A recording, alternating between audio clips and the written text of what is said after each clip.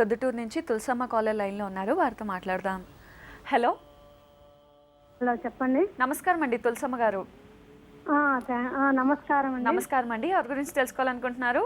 మా కొడుకు గురించి తెలుసుకోవాలండి. తప్పకుండా అండి. అబ్బాయి పేరు, నక్షత్రం చెప్పండి. ఆ అబ్బాయి పేరు నిఖిలేశ్వర్ సాయినాథ్ రెడ్డి అండి. నక్షత్రం తెలీదండి నాకు. Date of birth? Date of birth వచ్చేసి ఆ అబ్బాయి జనవరి 29వ తేదీ పుట్టాడండి. ఉదయము 4:15 నుంచి 4:30 లోపల జన్మించాడు. జనవరి 29. సంవత్సరం? సంవత్సరం 2011. జనవరి 29, 2011. తెల్లవారుజామున 4:11 నుంచి 4:30 లోపు. అవునండి. సరేనండి, మాట్లాడండి గురూజీతో. నమస్తే అమ్మా. నమస్కారం గురూజీ. ఎన్ని రోజుల నుంచి మీ కాల్స్ కోసం ఇన్నాళ్ళకి దయ కలిసినారా స్వామి? ఈ రోజు మీ అదృష్టం బాగుంది, టైం దగ్గరకు వచ్చింది, కలిసిందమ్మా. చాలా సంతోషం స్వామి, మీ పాదాలు వందనం స్వామి. మా ఆశీస్సులు తల్లి. మా కొడుకు గురించి తెలుసుకోవాలి స్వామి.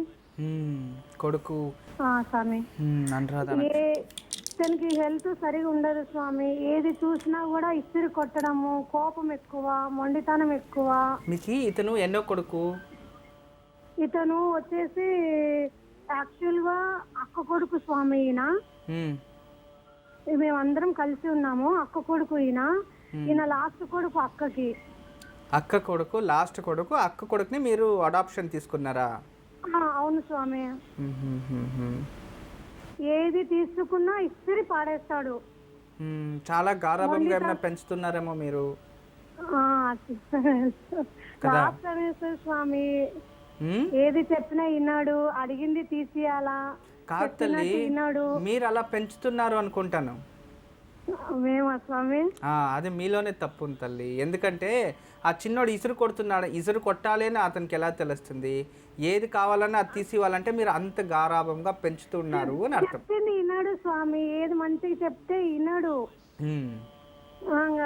ఏదన్నా ఇంకా చెప్పితే ఒకసారి వింటాడు, లేదంటే చేతికి ఏది దొరికితే అది ఇస్త్రీ పారేస్తాడు, కొట్టేస్తాడు. ఏది వస్తున్నా కూడా విపరీతంగా నేను చచ్చిపోతాను, నేను ఇంట్లో ఉండను, నేను పోతాను, బండకేసుకుని కొట్టుకునేది అట్లా చేస్తున్నాడు స్వామి. బాగా టీవీలు మూవీలు బాగా చూపిస్తారేమో అబ్బాయికి? ఇవి బొమ్మలు బాగా చూస్తాడు స్వామి. చెప్తే ఈనాడు బొమ్మలు బాగా చూస్తాడు స్వామి. సరే తల్లి, మీరు ఒక పని చేయండి స్వామి. జన్మజాతకం అయితే నిజంగా బాగుంది, జాతకంలో ఎలాంటి దోషం లేదు. మీరు ఒక సైకాలజీ డాక్టర్ని పిల్లల్ని తీసుకెళ్ళి చూపించండి. ఐక్యూ టెస్ట్ చేయించండి ఫస్ట్. ఐక్యూలో ఏమైనా ప్రాబ్లం ఉందా అని. ఐక్యూ అది ఎక్కువ ఉంటే పిల్లలు ఇలాగే ఉంటారు. మీరేం చెప్పారో అవన్నీ చేస్తూ ఉంటారనమాట. శని మహాదశ ఉండడం వల్ల ఆ శని మందస్థితి, మందాభివృద్ధి మీద కొంచెం మండి ఎక్కువ, అటం ఎక్కువ, కొన్ని జిడ్డుతనం అంటాం, అవి కొంచెం ఎక్కువ ఉంటాయి. ఆ శని దశ అయిపోయిన తర్వాత మళ్ళీ సరిపోతుంది, ప్రాబ్లం అయితే లేదు. కానీ ఇక్కడ ఏం జరుగుతుందంటే విశేషంగా మీరు వినాలి, పర్టికులర్ మీరు తెలుసుకోవాలి. అబ్బాయి జాతకం బాగా. నమస్కారం సార్, ఎక్కడి నుంచి? యానం నుంచి అండి గురుగారు. యానం నుంచి. సరి సరి సరి గురువు గారు, మీలాంటి మహోన్నతమైన వ్యక్తికి జన్మించిన తల్లిదండ్రులకు శతకోటి పాదాభివందనాలండి గురుగారు. వాళ్ళ ఆశీస్సులు, ఆ పరమేశ్వరుని ఆశీస్సులు అంతా మీ కుటుంబపై ఉంటుంది. అలాగేనండి గురువు గారు. ఏం పని చేస్తుంటారు మీరు? నేను వెల్డింగ్ పని చేస్తూ ఉంటానండి గురుగారు. ఎన్ని సంవత్సరాల నుంచి? నేను 12 సంవత్సరాల వయసు నుంచి ఇదే పని చేస్తున్నాను గురుగారు. పరమేశ్వర. 12 ఏదైనా లేత్ కంపెనీ మీరే ఒకటి పెట్టుకోండి, లేత్ మిషన్ ఏదైనా. అంటే నాకు తల్లిదండ్రులు కానీ ఎటువంటి బంధువులతో కానీ ఎటువంటి సహకారం ఎటువంటిది లేదండి. ఎవరి నుంచి సపోర్ట్ లేదైతే లైఫ్ లో? అసలు లేదు గురుగారు. నా యొక్క కష్టార్జితం మీద మీరే కష్టపడి 12 సంవత్సరాల నుంచి మీరే కష్టపడి మీరే పైకొచ్చి మీరే అందరికీ చేస్తున్నారనమాట. అయితే అంటే 12 అంటే నా వయసు 12 సంవత్సరాలు వచ్చినప్పటి నుంచి ఇదే 12 గురుగారు. నాది నా వయసు 12 ఇప్పుడు. బాల కార్మికుల నుంచి స్టార్ట్ అయ్యారు, ఇప్పుడు ప్రౌఢ కార్మికులు అయ్యారు. అవునండి గురుగారు. ఎప్పుడు అంటే వేరే వాళ్ళ కింద పనిచేస్తున్నారా? మీదే ఏదైనా వర్క్షాప్ పెట్టుకున్నారా? అలాగా నేను పెద్ద పెద్ద కంపెనీల్లోనే చేశానండి గురుగారు. కాంట్రాక్ట్ విధంగానే చేశాను. అన్నిటిలో 4 లక్షలు 2 లక్షలు చాలా మటుకి దెబ్బ అయిపోయి చివరికి వెల్డింగ్ షాప్ లోని 380 రూపాయలకు పని చేస్తున్నానండి గురుగారు. రోజుకా? ఆ రోజుకండి. ఇంతకు ముందు అయితే 1000 రూపాయలు 1200 అలాగ వచ్చేదండి గురుగారు. ఇప్పుడు 300కి 400కి చేయాల్సి వస్తుందండి. ఎందుకలా? అంటే మార్కెట్ పడిపోయిందా? అవునండి, మార్కెట్లో వర్క్ లేదు. మార్కెట్ లో వర్క్ ఉన్నదండి గురుగారు. అంటే అందరూ మోసం చేయడం, డబ్బులు లాస్ అయిపోవడం, వర్కర్లకి జీతాలు ఇవన్నీ ఇవ్వకపోతే ఇంట్లో అప్పులు చేసి తెచ్చి వాళ్ళకి ఇవ్వడం. తర్వాత మళ్ళీ జీతం జాయిన్ అయ్యి నాకు పెళ్లి అయిన తర్వాత నుంచి కూడా ఇంకా ఇబ్బందులు ఎక్కువైపోయాయండి గురుగారు. అంటే కుటుంబ సమేతంగా ఎటువంటి సహకారం లేకపోవడం, అద్దెంట్లో ఉండడం, పాప పుట్టడం, తర్వాత పాపకి హాస్పిటల్ తీసుకెళ్ళాలన్నా ఏవి తీసుకెళ్ళాలన్నా మేము ఒంటరి జీవితం అయిపోయి అలాగేనండి. ఇప్పుడు ఇంతకు ముందు మీకు రోజుకి చాలా ఎక్కువ ఇచ్చేవాళ్ళు, ఇప్పుడు తక్కువ ఇస్తున్నారు. అవునండి గురుగారు. సరే, ఇప్పుడు మా తరపు నుంచి ఏం కావాలి చెప్పండి. మీకు ఏం జీవితంలో ఏం కోరుకుంటున్నారు చెప్పండి. అంటే నా భార్య డిగ్రీ చదువుకుందండి గురుగారు యానంలోని. తనకి ఉద్యోగం గురించి ప్రయత్నిస్తుందండి గురుగారు. బిఎస్సి చేసింది. బిఎస్సి కంప్యూటర్సా, నర్సింగా? మ్యాథ్స్ అండి గురుగారు. ఓకే. తర్వాత ఎల్డిసి పోస్టులు, అప్పర్ డివిజన్ పోస్టులు ఇవన్నీ పడ్డాయండి గురుగారు. వాటికి కూడా అప్లికేషన్ అన్ని పెట్టింది.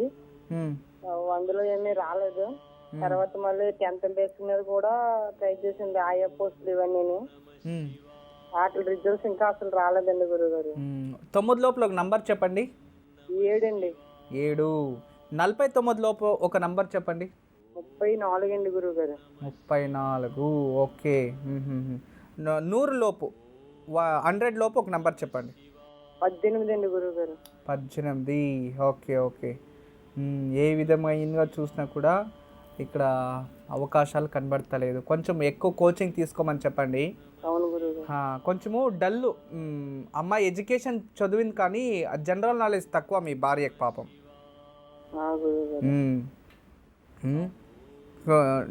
పెళ్లి చేసిన ఏదైనా చదివించారా? పెళ్లి అయ్యి ఎన్ని సంవత్సరాలు అయ్యా? పెళ్లి 3 సంవత్సరాలు దాటిందండి గురుగారు. కానీ తను బిఈడి చేద్దాము అనుకుంటుందండి. నేనంటే చదివించే స్తోమత అయితే నాకు లేదండి గురూజీ. దానివల్ల తను జాబ్ కి చేస్తానంటుంది. తన మీద బేస్ అవ్వాలా లేదంటే తన కోసం చదివించానంటే నేను పూర్తిగా తనకు ఒకవేళ రేపు జాబ్ రాకపోతే నేను మొత్తం అప్పుల్లో నీటిలో మునిగిపోయే అవకాశాలు ఎక్కువండి గురువు గారు.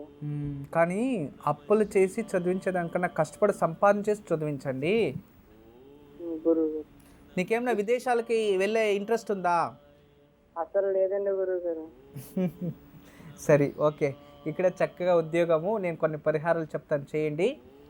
జీవితానికైతే ఏ ప్రాబ్లం లేదు, బతకగలరు. ఎందుకంటే మీరు చిన్న వయసు నుంచి కష్టపడిన వ్యక్తి కాబట్టి మీరు ఎంతైనా కష్టపడే ఆ దేహం ఉంటుంది, ఆ శక్తి ఉంటుంది దేహంలో, శరీరం స్పందిస్తుంది అనమాట. కొంచెం హార్డ్ వర్క్ చేయండి, ఖచ్చితంగా పైకి వస్తారు. గురువు గారు, నేను రాముల వారికి సేవ చేసుకుంటున్నానండి గురువు గారు. రోజును చేసి ఆ స్వామి వారికి సేవ చేసుకుంటున్నాను. దానివల్ల నాకు ఈ రోజు మీతో ఫోన్ లో మాట్లాడే భాగ్యం కలిగిందండి. సరే, శుభం, మంచిది. ఈ ఆశీర్వాదంతో పాటు ఆ శ్రీరామ రక్ష కూడా మా కుటుంబంపై ఎప్పుడూ ఉంటుంది, ఎప్పుడూ ఉంటుంది. శ్రీరామ ప్రతి మనిషి పేర్లో కూడా రాముడు ఉంటాడంట. తులసిదాస్ చెప్పాడు, ప్రతి మనిషి పేర్లో కూడా రాముడే ఉంటాడు అని. ప్రతి మనిషి పేరు, అది ఎలాంటి ఏ ధర్మం జాతిలో ఏ జాతిలో పుట్టినా కూడా ఆ పేరులో రామ అనేది 2 అక్షరాలు రానే వస్తుందంట. తులసిదాస్ చెప్పారు. అది పెద్ద మ్యాథమెటిక్స్. అది దాన్ని ఇంకో రోజు ఎప్పుడైనా టీవీలో చూపిస్తాం. కానీ ఇప్పుడు మీరు రామని ఎప్పుడు పూజించండి, ఆ రామరక్ష ఎప్పుడు మీకు ఉంటుంది. అంతేకాకుండా తెలుగు బాగా చదువుతారా? చదువుతానండి గురువు గారు. మీకు రామరక్షా కవచం అని ఉంది, తెలుసా? రామరక్ష కవచం తెలియదండి గురువు గారు. ఏదైనా పుస్తకాల్లో దొరుకుతుంది, శ్రీరామ రక్షా కవచము అని. శ్రీరామ రక్ష కవచం. ఆ శ్రీరామ రక్ష మంత్రాన్ని రోజు చదువుకోండి. సోమవారం కాస్త చెరుకు రసం కానీ, లేదు అన్న ఏదైనా, ఇప్పుడు మనకి మ్యాంగో అంటే ఇప్పుడు మామిడికాయ పళ్ళు దొరుకుతాయి ఈ సీజన్లో. మామిడి పండు రసంతో శివాలయంలో అభిషేకానికి ఒక గ్లాస్ ఇవ్వండి. లేదు అన్న చెరుకు రసం దొరికితే చెరుకు రసం, లేదో ద్రాక్షి రసం దొరికితే ద్రాక్షి రసం. ఇలా వారానికి ఒకరోజు సోమవారం అభిషేకం ఎక్కడ జరుగుతుందో తెలుసుకొని ఆ టైంకి ఒక గ్లాస్ తీసుకెళ్ళి మన శక్తికి తగిన